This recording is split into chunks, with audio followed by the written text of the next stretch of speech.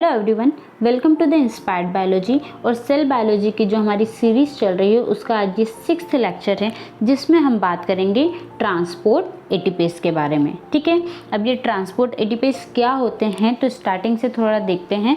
तो सबसे पहले देखो, हमने बात करी सेल के बारे में, है ना, सेल क्या होती है। ठीक है, अब सेल में हमने देखा था सेल के ऑर्गन्स के बारे में, है ना, सेल ऑर्गन्स के बारे में।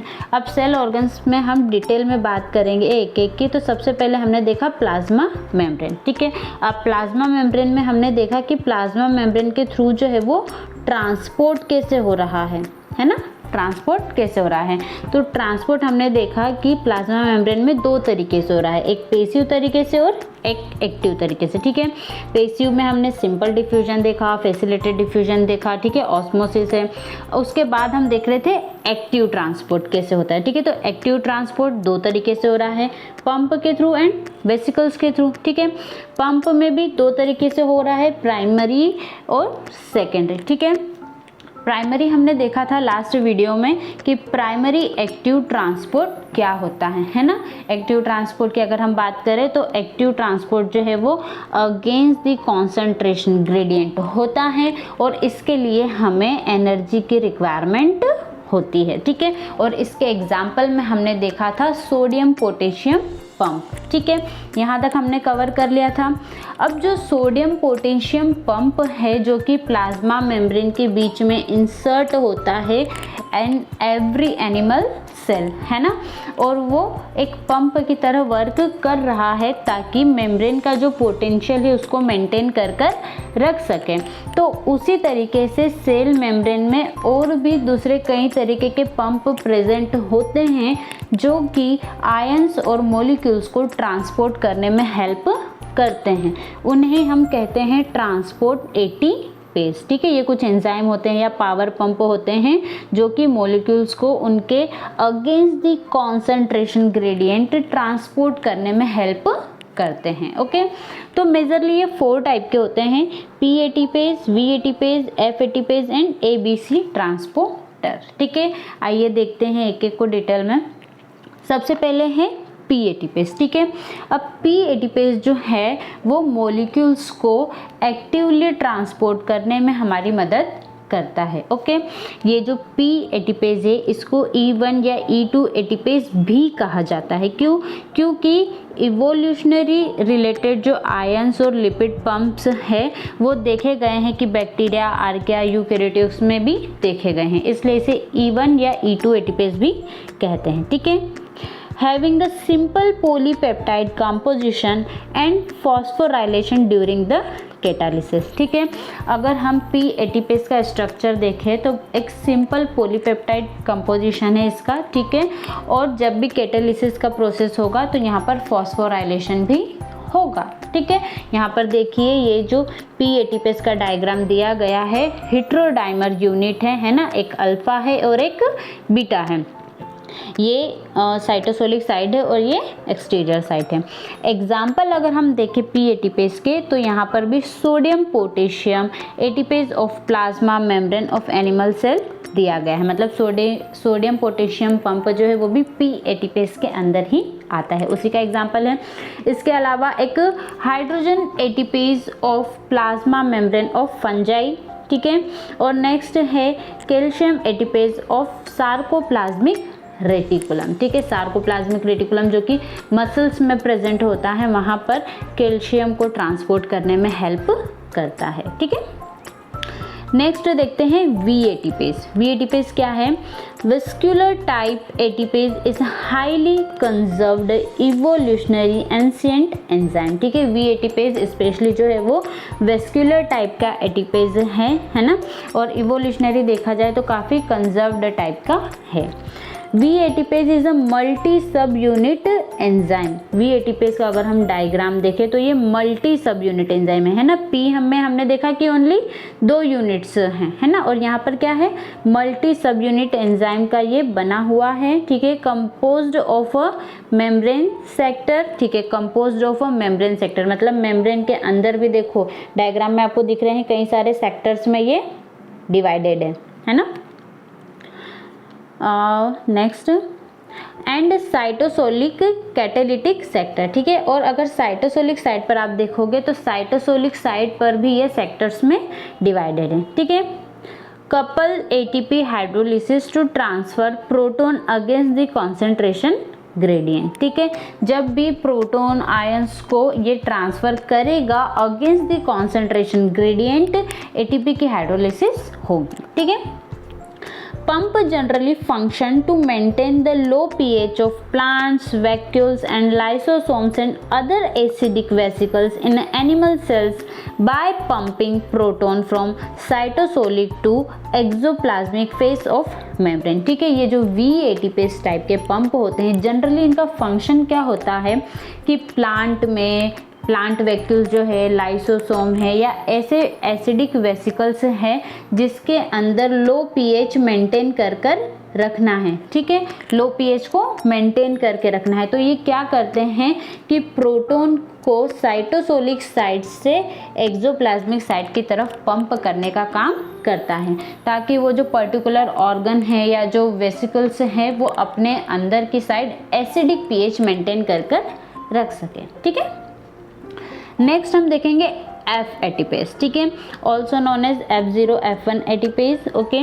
Very complex polypeptide, composition is very similar to V ATPase. थोड़ा कॉम्प्लेक्स पॉलीपेप्टाइड है क्योंकि इसका स्ट्रक्चर अगर हम देखें तो ये काफ़ी सिमिलर है V एटीपेज के जैसा है, ठीक है। All non V and F ATPase only transport proton in process that doesn't involved in a phosphorylation, ठीक है। जितने भी अगर V ATPase या F ATPase की अगर हम बात करें तो ये प्रोटॉन को ट्रांसफ़र ही करते हैं और इसकी जो प्रोसेस होती है इसमें ये फॉस्फोराइलेशन नहीं करते हैं, ठीक है। In non-photosynthetic eukaryotes, it's found on the inner membrane of mitochondria, ठीक है। ऐसे ऑर्गेनिजम्स जो कि नॉन फोटोसिंथेटिक है यूकैरियोट्स में, है ना, तो उसमें ये पंप कहाँ पर प्रेजेंट हो गए? माइटोकॉन्ड्रिया की इनर मेम्ब्रेन पर, वहाँ पर प्रेजेंट होकर ये वर्क करते हैं, ठीक है। इन bacteria it present in a plasma membrane. This ATPase couple the flow of protons with ATP hydrolysis and synthesis, ठीक है। ये जो एटीपेज होते हैं, है ना, ये प्रोटॉन का जब फ्लो करते हैं या प्रोटॉन को जब ट्रांसपोर्ट करते हैं तो एटीपी की हाइड्रोलिसिस और सिंथेसिस के साथ करते हैं, ठीक है। नेक्स्ट हम देखेंगे जो कि फोर्थ है हमारा ABC ट्रांसपोर्टर्स, ठीक है। Large family of ATP dependent transports, है ना, ये एक लार्ज फैमिली है जो कि ATP पर डिपेंड होकर आयंस और मॉलिक्यूल्स का ट्रांसपोर्ट करती है, ठीक है। Transport variety of molecules like ions, sugar, amino acid, lipids, है ना, कई तरीके के जो मॉलिक्यूल्स हैं उसका ट्रांसपोर्ट ये करते हैं, ठीक है। Mostly present in the plasma membrane but some time found in the membrane of endoplasmic reticulum, mitochondria and lysosomes, okay. ABC transport utilize energy from ATP hydrolysis to transport molecules, ठीक है। ABC transporters जो है वो energy को utilise करते हैं ATP hydrolysis के through, ठीक है, to transport molecule. In eukaryotic cells first ABC transporter discover was a multi drug resistance protein, है ना। यूकैरियोटिक्स में जो सबसे पहला ABC ट्रांसपोर्टर डिस्कवर किया गया था वो था multi drug resistance protein MDRP that makes cancer cells resistance to variety of drugs used in a chemotherapy, जो कि ये पंप क्या कर रहा है, कैंसर्स में कैंसर सेल्स जो है उनको वो रेजिस्ट करता है जो कि कीमोथेरेपी में ड्रग्स को यूज़ किया जाता है, उन ड्रग्स को ये रेजिस्ट करने का काम करता है, ठीक है। यहाँ पर हम डायग्राम देखेंगे ABC ट्रांसपोर्टर फैमिली का, है ना, लार्ज फैमिली है, ये प्लाज्मा मेम्ब्रेन का पोर्शन है, ठीक है। ये ट्रांस मेम्ब्रेन डोमेन 1, ये ट्रांस मेम्ब्रेन डोमेन 2, ये एक्स्ट्रा सेलुलर साइड है और ये इंट्रासेलुलर साइड है। यहाँ पर मॉलिक्यूल्स दिए गए हैं जिनको ये ट्रांसपोर्ट कर सकता है, जैसे लिपिड्स है, स्मॉल पेप्टाइड्स है, ड्रग्स है, शुगर्स है, आयंस है, एक्सेट्रा, ओके, ठीक है। तो इसी के साथ साथ यहाँ पर हमारा प्राइमरी एक्टिव ट्रांसपोर्ट जो है वो ख़त्म होता है। ठीक है, अब सेकेंडरी एक्टिव ट्रांसपोर्ट है ना।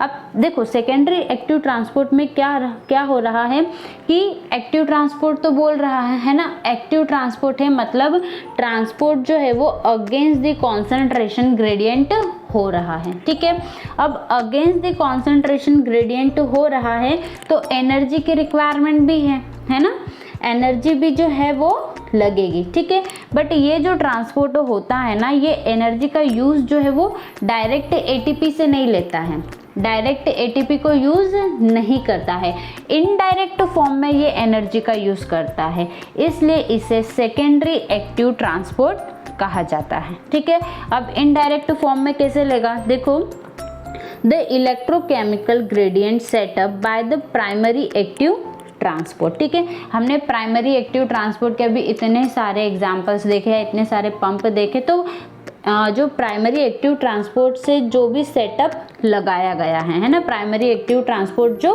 हो रहा है, ठीक है, वो क्या करता है, स्टोर एनर्जी, जब भी वो आयन को रिलीज करता है एनर्जी को स्टोर करता है। ठीक है, which can be released as a ion, है ना, वो एनर्जी वो है वो एज अ आयन जो है वो रिलीज हो जाएगी। ठीक है, move back down to their gradient. अब ये जो आयन रिलीज हुआ है ये क्या करेगा, डाउन टू ग्रेडियंट जाएगा, है ना, मतलब क्या, high concentration to low concentration की तरफ मूव करेगा, जनरली जो आयन्स मूव करते हैं। ठीक है, तो जब ये आयन मूव करेगा तो इसके पास एनर्जी है, ये एनर्जी के साथ मूव करेगा, तो इसी की एनर्जी को जो है ये दूसरा सब्सटेंस भी इसकी एनर्जी के साथ ही मूव कर जाएगा। ठीक है, लेकिन ये जो मॉलिक्यूल मूव कर रहा है ना, ये low concentration to high concentration की तरफ कर रहा है, means against the concentration gradient move कर रहा है, लेकिन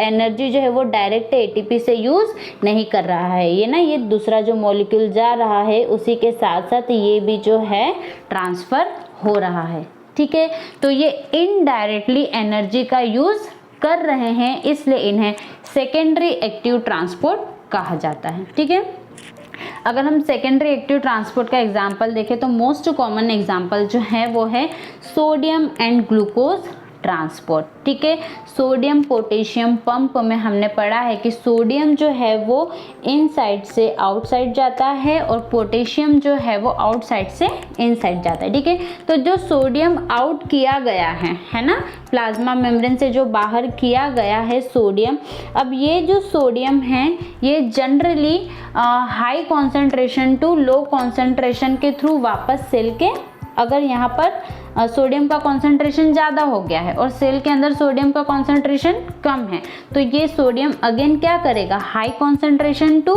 लो कॉन्सेंट्रेशन की तरफ मूव करेगा, है ना। ठीक है, sodium down to their concentration gradient move करेगा। अब सोडियम के पास एनर्जी है तो वो मूव कर रहा है। ठीक है, उसी के साथ साथ ग्लूकोज भी जो है वो मूव कर जाएगा, लेकिन ग्लूकोज जो क्या है, लो कॉन्सेंट्रेशन से हाई कॉन्सेंट्रेशन की तरफ मूव कर रहा है, मतलब against the concentration gradient move कर रहा है। ठीक है, glucose against the concentration gradient. ठीक है, Na plus pump back out of the cell by the sodium potassium ATPase। ठीक है, अगर सोडियम अंदर की तरफ चले गया है, ये सोडियम पोटेशियम पंप के थ्रू अगेन आउट कर दिया जाएगा, सेल के बाहर कर दिया जाएगा। ठीक है, आई होप कि आपको ये सेकेंडरी एक्टिव ट्रांसपोर्ट भी अच्छे से समझ में आया होगा। वीडियो अच्छी लगी है तो प्लीज़ इसे लाइक कर दीजिए और चैनल को सब्सक्राइब कर दीजिए। Thank you.